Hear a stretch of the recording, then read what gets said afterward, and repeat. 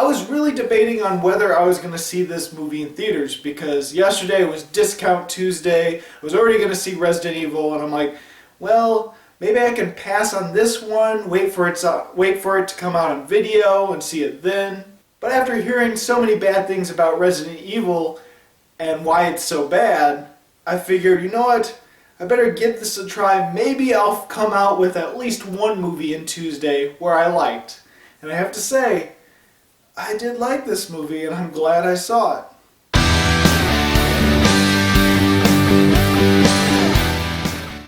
A Dog's Purpose follows the life of one dog. Well, not just the one life of this dog, but the many lives that this dog has. Because what happens is this dog is reincarnated into other puppies every time he dies.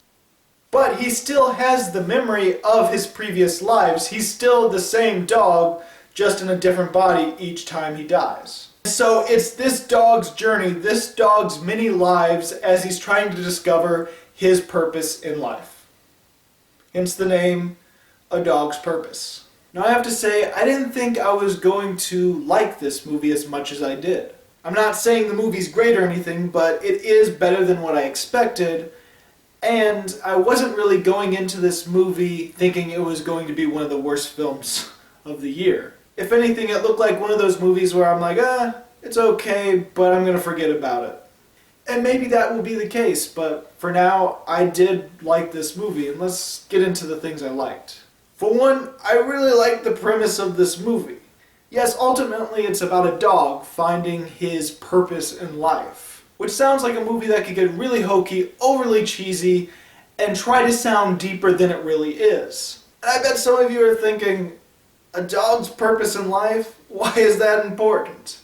Why do I need to see this? Why should I care? But excluding that, the main premise, the thing that I liked about the movie, is this dog that continually gets reincarnated as other dogs, still has his identity, still has his mind, his memories. It just passes on to the next dog in the next life. That in of itself was pretty entertaining and interesting. And I did like Josh Gad voicing the internal dialogue of this dog, because this isn't a talking dog movie, we only hear his thoughts, which is almost enough to be called a talking dog movie. I think he did a good job, and some of the dialogue is really cheesy, some of it is just eye-rollingly awful. Sometimes it's cliched and tries to be overly important or forced, but there's enough things that is acceptable and enough things that are legitimately good within the narration, within the dialogue of this internal dialogue of this dog, that I found it acceptable and good. There are a few moments of this narration, of this internal dialogue, that really hit it home. Sometimes there's a very simple dialogue said, but because of how it's delivered by Josh Gad, because of what's going on during that delivery, there's just something about sometimes those simple bits of dialogue, internal dialogue, was just, wow, I did not expect that. Whether it's because it's deep, because it's emotionally impactful, there are little moments here and there where I just stopped and just thought, wow, I wasn't expecting that from this movie. There's not a whole lot of that, but when it's in there, it is in there. Ultimately, I think there's much more to the premise that could have been explored in this film, but it isn't because it is trying to stay focused on one particular storyline. And that is this dog's life when he is Bailey, when he's owned and actually has a family. Or at least the first time he has a family in this film, because the first life of his, he only stays a puppy. He doesn't last long in his first life, which is pretty appalling.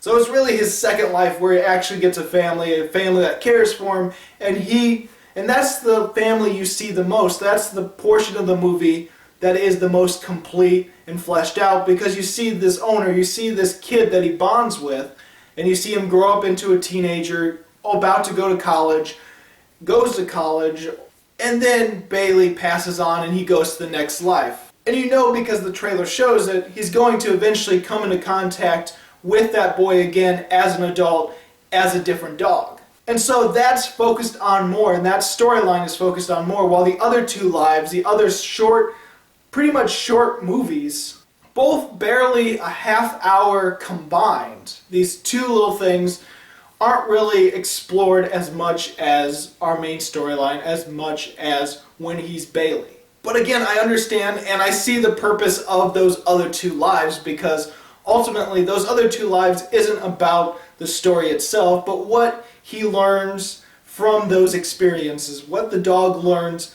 physically and what he learns emotionally from those two other experiences that help impact the climax and how he is able to get back to his main kid, the kid that he fell in love with, that he bonded with when he was Bailey.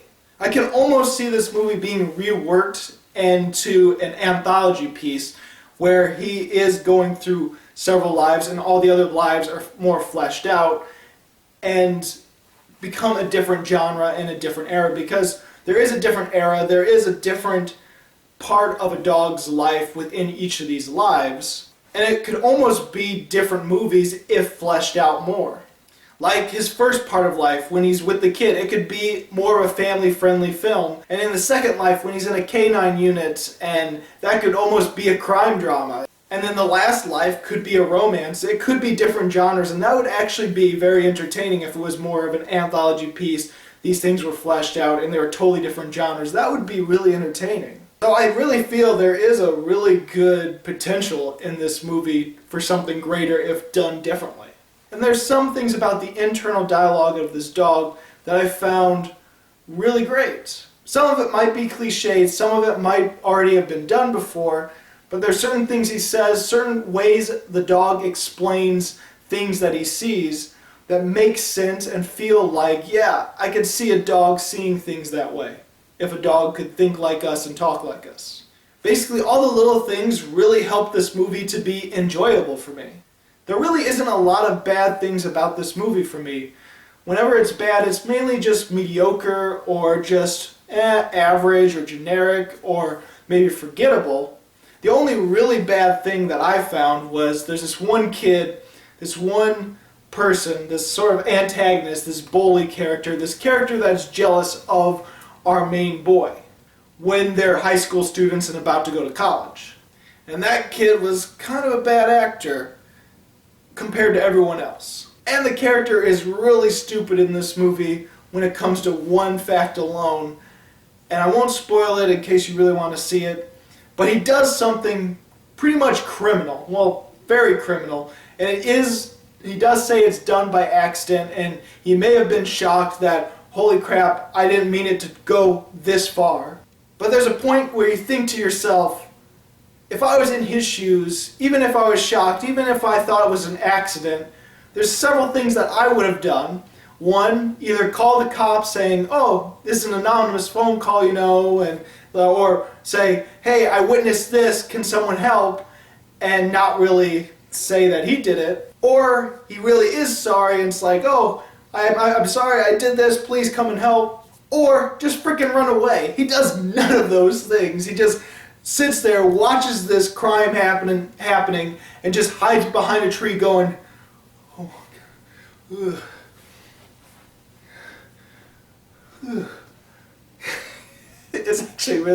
It's really funny actually. It's kind of unintentionally hilarious. And there's this breakup scene that happens that's really, really stupid, I feel. A breakup between the boy and his love interest when they're teenagers.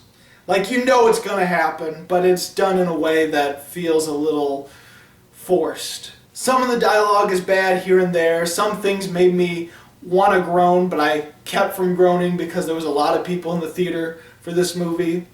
A lot of older folks. I was the youngest person there. I think pretty much everyone else in the theater, and it was almost packed, but everyone else in the theater was at least 50 years old or higher. And let me tell you, they definitely loved it. There was a lot of tears in this movie.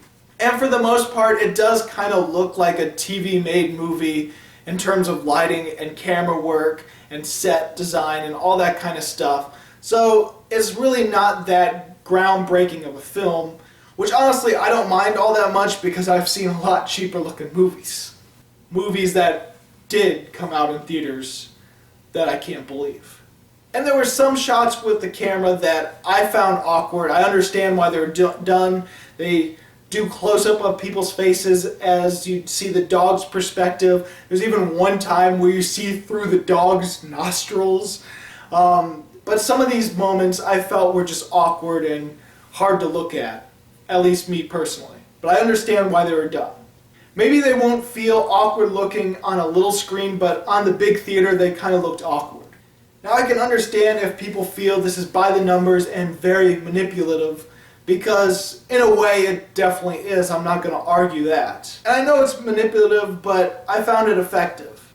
I mean, let's face it, if you're a dog lover, if you are an animal person, this movie is going to bring tears to your eyes almost no matter what, because let's face it, it's about a dog that dies and comes back to life and dies, comes back to life, dies, comes back to life, dies, and comes back to life again. This movie does have moments where the dog dies, and even though it's not as graphic or as disturbing or anything like that, it is sad. And then the immediate scene after that is more of an awe scene because now it's a puppy again, so it's kind of crazy. It's a movie that constantly makes you sad and then just makes you go aw with the next scene. Now ultimately, I did like this film. I did enjoy it. It's nothing great, it's nothing groundbreaking, and it could be generic and by the numbers, but I had a fun time watching it, and it was definitely a much better film to see than Resident Evil: The Final Chapter. So I'm going to give A Dog's Purpose 3 stars. It's an acceptable movie. If you find it generic and cheap and bad, I won't blame you. I completely understand. And if you really enjoy this movie, I can understand that too, because this movie is designed, it's made for a specific type of person. People that like inspirational movies, people that like really sappy movies, people that like heartwarming films, and people that are fans of animal movies. This movie is designed for you guys. So, did you see A Dog's Purpose? What'd you think about it? Go ahead and comment below. And if you like this video and you want to see more, please subscribe and check out my movie reviews. I've got movie reviews of 2015, 2016, and hopefully more for 2017, because I've seen 15 movies in January, but haven't finished all 15 reviews yet. Heck, haven't even filmed all 15 reviews yet. I've got at least 7 more to film before I can even edit them. And about 3 to edit right now. As always, this is Bruce Gifford, and this was Just My Opinion.